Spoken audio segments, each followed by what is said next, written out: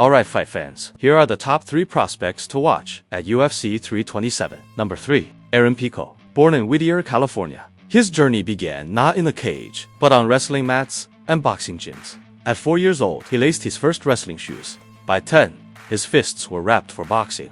This wasn't just childhood curiosity. It was the foundation of a warrior. As a freshman in high school, Pico dominated California's wrestling scene with a perfect 42-0 season, claiming the CIF state championship. His trajectory only soared. A U-17 world title at 63 kilograms, U-20 U.S. national championship, and a stunning victory over NCAA champions at the 2016 Olympic trials, becoming an Olympic alternate. But his arsenal wasn't limited to wrestling. Pico conquered boxing's National PAL and Junior Golden Gloves championships, and participated in pankration, an ancient Greek martial art blending wrestling, boxing, and kicks, where he claimed national and European titles. At a crossroads, Pico bypassed college, driven by a singular vision: MMA stardom. Signed by Bellator in 2017 as their most hyped prospect, his debut became a brutal lesson. Veteran Zach Freeman submitted him in one of the biggest upsets ever. Critics called him a bust. That devastating debut could have broken him. Instead, Pico recalibrated. Bellator matched him carefully, and he responded with 4 consecutive wins, each more dominant than the last. He outclassed veterans, even dominating former title challenger Leandro Higo. The hype was reignited until veteran brawler Henry Corrales met him with a fight-ending punch. Experience gap was too much for Pico. Then, just months later, rising prospect Adam Borics handed him another sobering loss. The pattern was clear. Pico's boxing and knockout obsessions left his wrestling genius dormant. He was a Ferrari stuck in neutral, raw power without precision. Enter Hall of Fame coach Greg Jackson. His mandate was simple: find that extra gear and unleash the Ferrari. Pico embraced the rebuild. Wrestling became his engine, controlling pace, creating openings. Strikes flowed from takedown threats, not in spite of them. The result? A 6-fight win streak, 5 violent finishes, opponents trapped in a seamless storm of fists and takedowns. He wasn't just winning, he was evolving. Then, adversity struck again. Against gritty contender Jeremy Kennedy, Pico's shoulder dislocated mid-fight. Despite his corner's desperate attempts to pop it back between rounds, doctors stopped the bout. Another setback, another test. True warrior's answer. Pico returned with 3 straight wins, each showcasing his refined fury. And in a moment of poetic justice, he faced Henry Corrales again. This time, a vicious knockout. Full circle, redemption earned. Now, the ultimate stage beckons. Fresh off signing with the UFC, Aaron Pico is coming off a brutal knockout loss to Lerone Murphy. Now he makes his return against former Bellator 2-weight champion Patricio Pitbull. Number 2. Esteban Ripovich.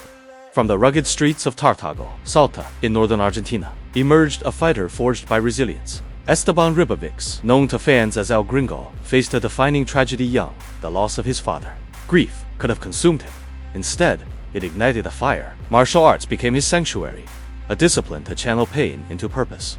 He trained in Brazilian Jiu-Jitsu, Muay Thai, and wrestling, which laid a solid foundation for his future in mixed martial arts. Ripovich competed in several amateur MMA competitions during the early stages of his career. Most notably, he won the Argentinian National MMA Championship. Inspired by Argentina's UFC pioneer Santiago Ponzinibbio, whose 2013 UFC debut lit a path, Ripovich turned professional in 2015.